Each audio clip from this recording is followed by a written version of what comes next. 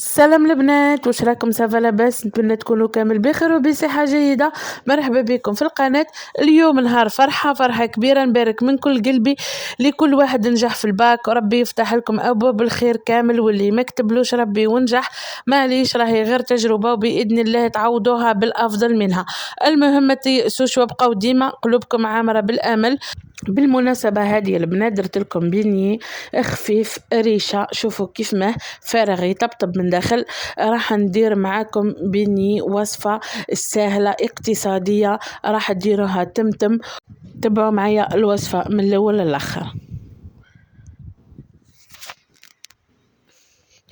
لهنا البنات في غيسيبيون حطيت نص كاس تاع حليب دافي ونص كاس تاع ما دافي، وراح نحط مغرف تاع خميره وربع كاس زيت وربع كاس سكر، ما يعادل 4 مغارف تاع زيت وسكر وعدمه، ونحركوا المكونات مع بعضها ونخليهم يخمروا شويه لمده 10 دقائق 5 دقائق.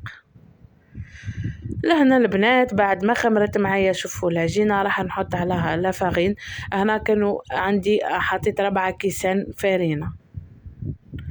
هنا البنات انت حطي بالكاس حطي 3 وزيدي من بعدك ساديبون الفارينه تاعك، قدر تجيك 3.5 ساعه انا كنت تجيني 3.5 ساعه تجيني 4. توت فاصون البنات انت ديري حتى تجيك القوام. دوك نعطيلكم كيف ما لازم تجي طريه تتلصق في اليد.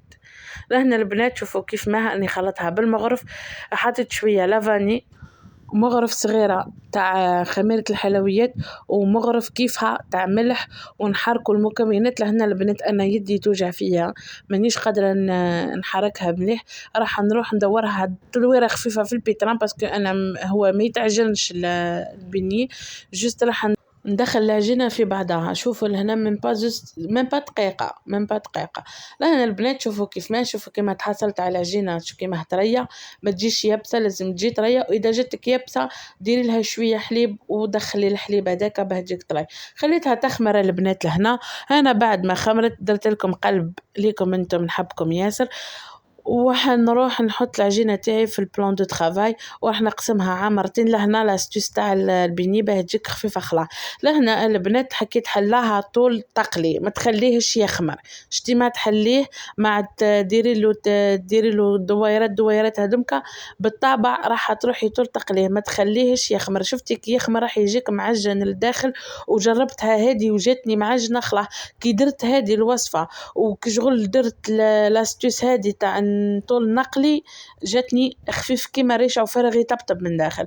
تفاصون البنات لهنا شوفوا كيف ما اني قاعده ندير، درت البلان دو طرافاي تاعي بالفارينه والبلاطو تاعي سي بالفارينه باه ما تلصق. شوفوا كيف ما جاتني ودوكش كيما هنقليهم معاك. هنا كنت حطيت الزيت يسخن يغلي ومن بعديك نقص فيه شوي باه ما يتحرق ليش، ما تتحرقليش البنيه تاعي ويحمر في ساعه ومن داخل ما يطيبش. لهنا البنات راح نكورها ونخلاها باه من بعديك كي نحلها وسي طول نروح نطيبها. لهنا البنات شوفوا هاو الزيت تاعي كيف ما سخن، راح نحط البنيه تاعي. دوك تشوفوا كيف ما هي تنفخ معايا يجي خفيف يهبل.